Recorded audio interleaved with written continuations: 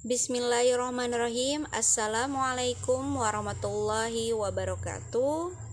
Apa kabar anak-anak? Hari ini kita akan kembali belajar SBK bab 2, menggambar ilustrasi. Ya, sebelum melakukan pembelajaran kita hari ini, marilah kita awali dengan berdoa terlebih dahulu. Berdoa dimulai. Berdoa selesai. Nah, berikut ini akan Ustazah jelaskan peta konsep dari apa yang akan kita pelajari hari ini, yaitu tentang menggambar ilustrasi. Yang pertama adalah konsep menggambar ilustrasi, yang kedua adalah alat dan bahan menggambar ilustrasi, yang ketiga adalah objek menggambar ilustrasi, yang keempat adalah gaya gambar ilustrasi, yang kelima adalah langkah-langkah menggambar ilustrasi, yang keenam adalah teknik manual, yang ketujuh adalah teknik digital. Konsep menggambar ilustrasi. Kata ilustrasi berasal dari bahasa Latin illustrate, yang berarti menjelaskan. Dalam Kamus Besar Bahasa Indonesia diterangkan pengertian ilustrasi sebagai berikut. Yang pertama adalah gambar untuk memperjelas isi karangan atau buku. Jadi memang kadang ilustrasi itu ada pada buku kita ya, entah itu buku fiksi atau buku yang non fiksi, entah itu novel ataupun itu buku pelajaran kita. Kemudian gambar desain atau diagram untuk menghias. Nah, jadi gambar ilustrasi juga bersifat dekoratif, yang mana tujuannya untuk menghias sesuatu ya, yang mana mungkin inspirasinya berasal dari benda-benda atau sesuatu yang ada di sekitar. Kemudian sebagai keterangan tambahan, nah sebagai penjelas gitu ya.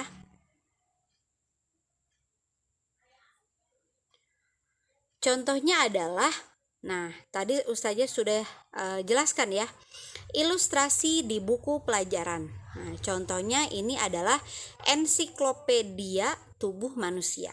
Pasti di dalamnya ada ilustrasi ya, ilustrasi yang berkaitan dengan tubuh manusia. Entah itu adalah anatomi atau fisiologi dari organ-organ bagian dalam atau struktur manusia bagian luar. Nah, gambar tubuh manusia yang terdapat pada buku dapat mempermudah pemahaman kita tentang anatomi manusia. Berikut ini adalah alat dan bahan menggambar ilustrasi. Yang pertama ada kuas. Sudah tahu ya semuanya bentuk kuas, ada berbagai macam sesuai dengan kebutuhan. Kemudian ada cat minyak. Cat minyak juga disesuaikan dengan warna yang dibutuhkan. Kemudian pencairannya juga disesuaikan dengan yang dibutuhkan. Apabila menggunakan akuarel maka agak encer, kalau plakat maka dia tidak terlalu encer. Kemudian ada konte. Konte ini strukturnya mirip dengan pensil ya nak ya. Nah, objek gambar ilustrasi. Yang pertama objeknya ada manusia ya. Ukuran ideal tubuh manusia itu sesuai dengan berbagai bermacam usianya. Kalau kakak ingin menggambar anak kecil ya disesuaikan anatominya. Kemudian kalau ingin menggambar lelaki dewasa disesuaikan juga, dan lansia juga disesuaikan ya. Kemudian raut mukanya juga berbeda antara anak kecil, dewasa, dan lansia. Kemudian objek yang kedua adalah binatang. Tentu ketika memutuskan untuk menggambar binatang tertentu pasti akan ada perbedaan anatomi. Jerapah akan berbeda dengan ayam jago. Berarti nanti dalam step-step membuat sketsanya pun berbeda ya. Kemudian objek yang ketiga adalah tumbuhan ya. Nah, di sini dibandingkan, yang satu adalah ilustrasi pohon cemara secara utuh ya. secara utuh yang menjulang tinggi, sedangkan di sebelah kanannya hanya ilustrasi daunnya, tetapi dia digambar dengan detail, menunjukkan pertulangan daunnya, volume daunnya, seperti itu ya.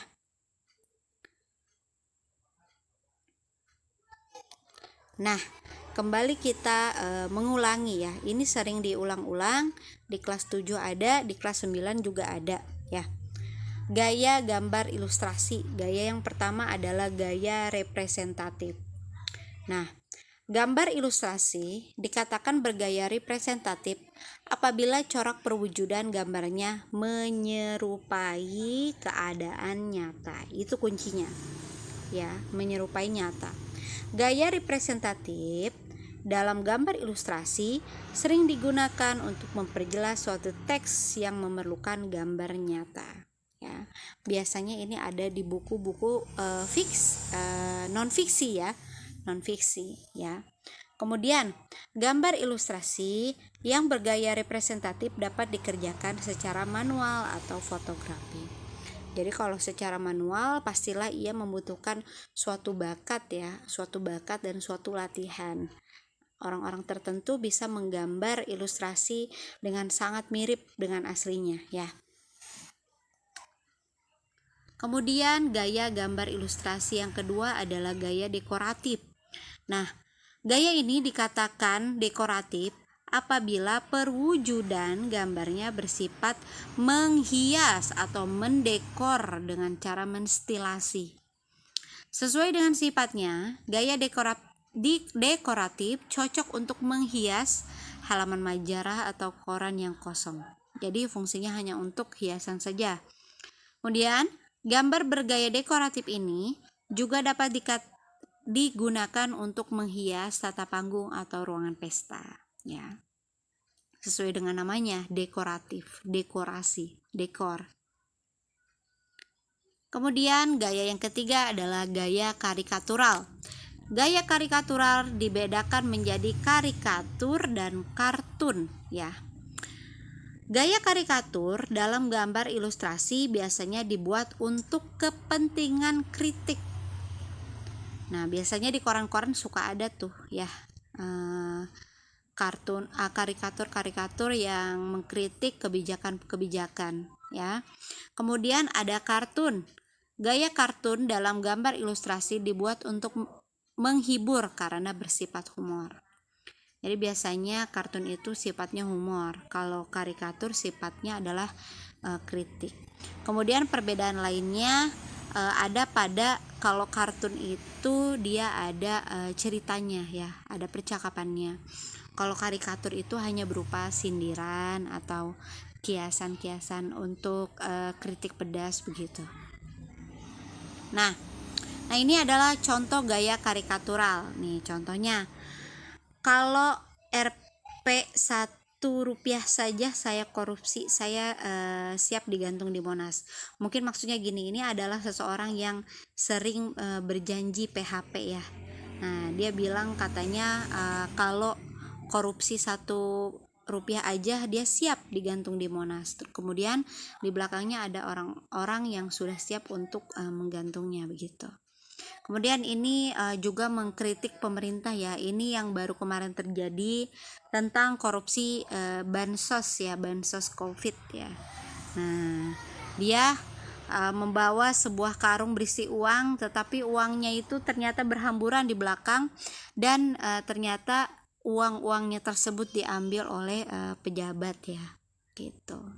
Nah, ini merupakan gaya karikatur yang bersifat mengkritik. Kemudian yang kartun. Nah, kalau yang kartun kayak gini, ada ceritanya. Jadi ada panel-panel kartunnya.